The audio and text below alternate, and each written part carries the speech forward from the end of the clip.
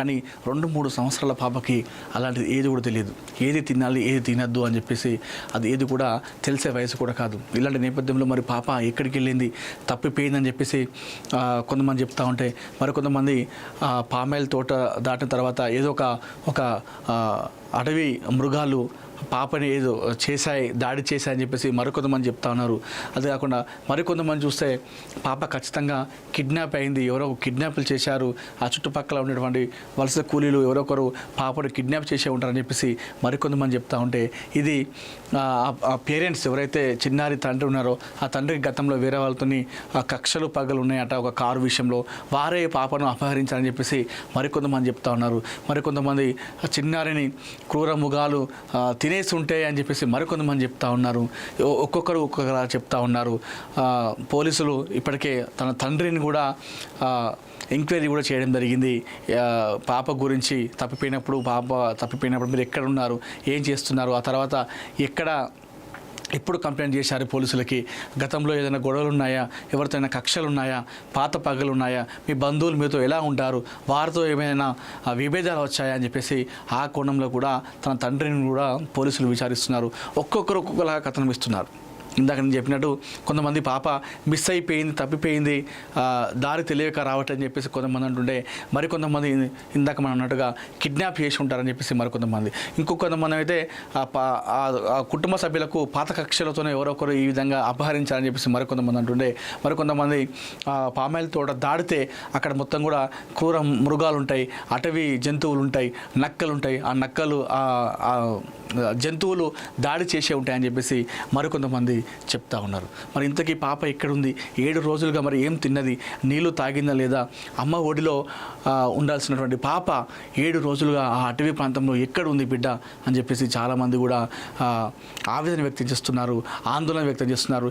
ఏ విధంగా అయితే ఆ తల్లి ఆ కూతురి కోసం కళ్ళు కాయలు కాసేలా పడిగాపులు కాస్తూ ఉందో, అదే తరహాలో రెండు రాష్ట్రాల ప్రజలందరూ కూడా ఆ తల్లిలాగానే, జాహ్నవి కన్న తల్లిలాగానే అందరూ కూడా ఎదురు చూస్తున్నారు ఆ పాప క్షేమంగా రావాలని చెప్పేసి. మరి ఇంతకీ పాప ఎక్కడుంది, అసలు ఏం జరిగింది, ప్రస్తుతం అక్కడ తాజా పరిస్థితి ఏంటి? చాలామంది ప్రజలకు ఇది ఒక క్లారిటీ రావట్లేదు. కిడ్నాప్ అని చెప్పేసి చూస్తున్నారు, మరొక దగ్గర తప్పిపోయిందని చెప్పేసి చూస్తున్నారు, మరొక దగ్గర క్రూర మృగాలు దాడి చేసి అని చెప్పి చూస్తున్నారు. మరి అక్కడ తాజా పరిస్థితి ఏంటి అనేది కూడా ప్రజలకు ఒక క్లారిటీ లేదు. మనం ఒకసారి ఈ ఫోటో చూస్తే ఈ విధంగానే పాప ఇంటికి రావాలని చెప్పేసి నేను అనుకుంటున్నా. తన తల్లిదండ్రుల దగ్గరికి ఈ విధంగా పాప పరిగెత్తుకుంటూ రావాలని చెప్పేసి నేను ఆశిస్తున్నాను. అందుకే నేను చాట్‌జీపీటీలో ఈ యొక్క ఫోటో క్రియేట్ చేసిన, పాప పరిగెత్తుకుంటూ ఇంటికి వస్తున్నట్టుగా ఒక క్రియేట్ చేసిన. సో ఇదే జరగాలని చెప్పేసి మనం కూడా మనస్ఫూర్తిగా కోరుకుందాం. ప్రస్తుతం కాకినాడ తుని మండలం ఏదైతే సిహెచ్ అగ్రహారం ఉందో అక్కడ తాజా పరిస్థితి ఏంటిది, అక్కడ పోలీసులు ఏ విధంగా దర్యాప్తు చేస్తున్నారు, ఏ విధంగా అక్కడ వెతుకులాట ప్రారంభించారు, ఆ జీపీఎస్ ట్రాకర్తో ఆ పెంపుడు కుక్కతో ఏ విధంగా వాళ్ళు ప్రయత్నాలు చేస్తున్నారు, అక్కడ తాజా పరిస్థితి ఏంటి అనేది మనం ఎక్కడ చూసినా కూడా ఒక్కొక్క రకాలుగా వార్తలు వస్తున్నాయి. సో మనం గూగుల్ ఏఐని అడిగేటువంటి ప్రయత్నం చేద్దాం. సో అది కరెక్ట్గా మనకు క్లారిటీ ఇచ్చే అవకాశం ఉంటుంది. అక్కడ ఏం జరుగుతుంది, ప్రస్తుత పరిణామాలు అక్కడ ఏ విధంగా ఉన్నాయనేది అది పూర్తిగా సమాచారం మనకు కరెక్ట్గా ఇచ్చే అవకాశం ఉంటుంది. కాబట్టి సో మనం ఫస్ట్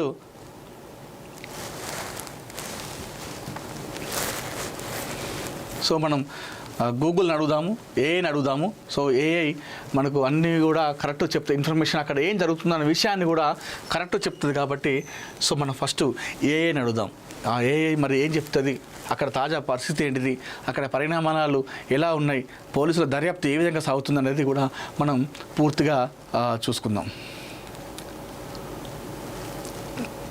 ప్రస్తుత పరిస్థితి తాజా సమాచారం చూసుకుంటే గూగుల్ ఏఐ చెప్తుంది ఏంటంటే, ఆచూకీ ఇంకా లభ్యం కాలేదు, చిన్నారి అదృశ్యమై వారం రోజులు గడుస్తున్నా ఇంకా ఆమె ఆచూకీ లభించలేదు, 1,00,000 బహుమతి పెట్టిరు, చిన్నాడి జాడ తెలిస్తే జిల్లా పోలీస్ శాఖ వారు ₹1,00,000 నగదిస్తామని చెప్పారు. అయితే దాదాపు 50 ఎకరాల పామాయిల్ తోటలో పాటు చుట్టుపక్కల ఉన్న 100 ఎకరాల అడవి కొండ ప్రాంతాలను దాదాపు 200 మందికి పైగా సిబ్బంది జల్లెడపడుతున్నారు. సో ట్రాకర్ ఏదైతే ట్రాకర్ అన్నాం కదా, ఆ ట్రాకర్ పెంపుడు పెట్టింది కదా, సో దాని ద్వారా ఎలాంటి క్లూస్ వచ్చాయో ఇక్కడ చూద్దాం. కుక్క తిరిగి వచ్చింది. పాపతో పాటు అదృశ్యమైన నా పెంపుడు కుక్క 4 రోజుల తర్వాత ఒంటరిగా బాగా బక్క చెక్కిన స్థితిలో ఇంటి సమీపానికి తిరిగి వచ్చింది.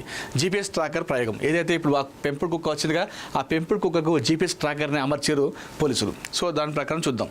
పోలీసులు ఆ కుక్కను పట్టుకొని దానికి జీపీఎస్ ట్రాకర్ అమర్చి కొండ ప్రాంతంలోకి వదిలారు. ఏదైతే వాళ్ళు పరిగెత్తుకుంటూ వెళ్ళిందో ఆ పాప, సో ఆ ప్రాంతంలోనే ఆ జీపీఎస్ ట్రాకర్ పెట్టి ఆ కుక్కను అటువైపుగా ఆ కొండ ప్రాంతం వైపుగా వదిలారు.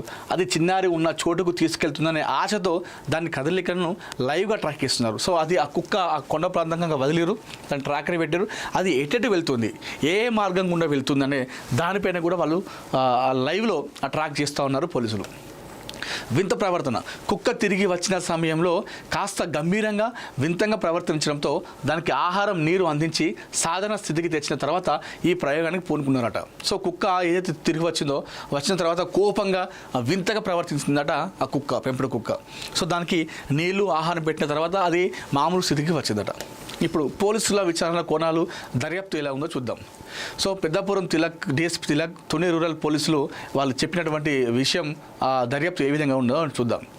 ఎవరైనా గుర్తు తెలియని వ్యక్తులు బాలికను అపహరించారా అనే కోణంలో పోలీసులు తీవ్రంగా దర్యాప్తు చేస్తున్నారు. ఇందుకోసం సమీప రైల్వే స్టేషన్లు, బస్ స్టాండ్లలో ప్రత్యేక బృందాలను కూడా దింపారు. గ్రామ వివాదాలు, పాత కక్షలు. కుటుంబానికి లేదా గ్రామంలో ఎవరికైనా పాత గొడవలు ఉన్నాయా, ఆ కక్షల కారణంగా ఏమైనా జరిగిందా అనే కోణంలో స్థానికులను, బంధువులను విచారిస్తున్నారు. ఇప్పుడు ఆ కుటుంబంతో ఎవరైతే ఆ గ్రామంలో ఉంటారో వారికి గ్రామం వారితో వారికి ఏమైనా కక్షలు, పాత కక్షలు, విభేదాలు ఉన్నాయా, లేదంటే బంధువులతో వారికి ఏమైనా గొడవలు ఉన్నాయా అనే వారిపైన కూడా అటు బంధువులతో పాటు ఇటు గ్రామస్తులను కూడా విచారిస్తున్నారు పోలీసులు. వన్యప్రాణుల దాడి. ఈ అటవీ ప్రాంతంలో అడవి కుక్కలు, నక్కలు వంటి క్రూర జంతువుల సంచారం ఉండడంతో ఆ కోణాన్ని కూడా తోసిపుచ్చలేకపోతున్నారు. సో వాళ్ళు వన్యప్రాణుల దాడిని కూడా చేయలేదు అని చెప్పట్లేదు. ఎందుకంటే ఆ ప్రాంతంలో వన్యప్రాణులు, నక్కలు, అడవి కుక్కలు సంచరించే అవకాశం ఉందన్నమాట.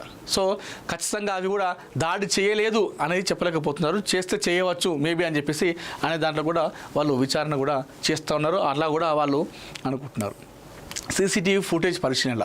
గ్రామం నుంచి బయటికి వెళ్ళే దారిలోని సీసీటీవీ విజువల్స్ను నిశ్చితంగా విశ్లేషిస్తున్నారు. ఎక్కడైతే ఆ గ్రామం నుంచి ఒకవేళ కిడ్నాప్ అయితే, లేదంటే పాప పరిగెడితే తప్పిపోతే ఆ గ్రామం నుంచి ఎటువైనా కూడా ఎక్కడెక్కడ సీసీ కెమెరా ఉన్నాయో ఆ సీసీ కెమెరాల ద్వారా కూడా జల్లెడబడుతున్నారు. ప్రస్తుతం పరిశీలిస్తున్నారు పోలీసులు. క్షేత్రస్థాయిలో అందుబాటులో ఉన్న సాంకేతిక అండ్ బలగాలు. సో డ్రోన్ కెమెరాలు అండ్ డాగ్ స్వాట్. అడవిలోని లోయలు, దట్టమైన పొదలను పరిశీలించడానికి డ్రోన్ సర్వేలెన్స్ వాడుతున్నారు. క్లూస్ టీమ్స్ డాగ్ స్వాట్ రంగంలోకి ఉన్నాయి. ఎస్డీఆర్ఎఫ్ రంగంలోకి. తోటలోని పాడుబడిన బావులు, నీటి గుంతలు, గోతులను వెతకడానికి 25 నుంచి 40 మంది సభ్యులు గల ఎస్డీఆర్ఎఫ్ బృందాలు కూడా గాలిస్తున్నాయి. అంటే పాప సురక్షితంగా రావడానికి ఇన్ని బృందాలుగా చేస్తూ ఉన్నాయి. ఆంధ్రప్రదేశ్ ప్రభుత్వం కావచ్చు, ఆంధ్రప్రదేశ్ పోలీస్ శాఖ, అటవీ శాఖ సంయుక్తంగా ఇవన్నీ కూడా చేస్తూ ఉన్నారు. పాప ఏ విధంగా పాపను తీసుకురావాలి, సురక్షితంగా పట్టుకోవాలనే ఉద్దేశంతో ఇన్ని రోజులుగా, వారం రోజులుగా వాళ్ళు అహర్నిశలు శ్రమిస్తున్నారు. అటవీ శాఖ సహాయం. కొండ ప్రాంతాల్లోని గుహలు, వన్యప్రాణుల కదలికను గుర్తించడానికి ఫారెస్ట్ డిపార్ట్మెంట్ సిబ్బంది కూడా గాలింపులో పాల్గొంటున్నారు. చిన్నారి క్షేమంగా తిరిగి రావాలని తల్లిదండ్రులతో పాటు స్థానిక గ్రామస్తులు కూడా గాలింపు చర్యలు పెద్ద ఎత్తున భాగస్వామ్యం అవుతున్నారు. మనం చూస్తూ ఉన్నాం. సో చిన్నారి క్షేమంగా రావాలని చెప్పేసి అటు పోలీసులు, అటవీ శాఖతో పాటు ఆ చుట్టుపక్కల ఉన్నటువంటి గ్రామాల ప్రజలు కూడా వెతుకులాట ప్రారంభించారు. గాలింపు చర్యలు చేపడుతున్నారు, సహాయం చేస్తున్నారు. ఎందుకంటే అక్కడ ఉంది ఒక చిన్న పాప. ఆ చిన్న పాపకి ఏం కావద్దు. చిన్న పాపకి ఎక్కడైనా ఎవరికైనా ఏమైనా అయితే సో మన ఇంట్లో వాళ్ళని మనం ఊహించుకుంటాం. సో ఆ విధంగా అందరూ కూడా కనెక్ట్ అయిపోయారు కాబట్టి ఆ చిన్న పాపకి ఏమీ అవ్వదని చెప్పేసి అందరూ కూడా ఆ చుట్టుపక్కల గ్రామస్తులు మొత్తం కూడా వెళ్ళి ఆ అడవిలో వెతుకులాట అయితే ప్రారంభిస్తున్నారు. వారం రోజులుగా పాపను వెతుకుతున్నప్పటికీ ఇంకా పాప ఆ జోకైతే లభించలేదు. ఇప్పుడు కేవలం ఆ కుక్క ఉన్నటువంటి క్లూస్ ఏదైతుందో ట్రాకర్ ఏదైతే జీపీఎస్ ఉందో ఆ క్లూస్ ద్వారానే వాళ్ళకు పోలీసులు ఒక ఆశాభావాన్ని వ్యక్తం చేస్తూ ఉన్నారు. ఒక ఆశలైతే చిగురిస్తుందని చెప్పుకోవాలి. సో ఆ కుక్కకి, పెంపుడు కుక్క పాపతో పాటు ఆ రోజు పరుగులు పెట్టినటువంటి పెంపుడు కుక్క ఏదైతుందో ఇద్దరు కలిసి వెళ్ళిర్రు. పెంపుడు కుక్క, పాప ఇద్దరు కలిసి బయటకు వెళ్ళిర్రు. 3-4 రోజుల తర్వాత పెంపుడు కుక్క మాత్రమే తిరిగి ఇంటికి వచ్చింది. పాప ఇంటికి రాలేదు.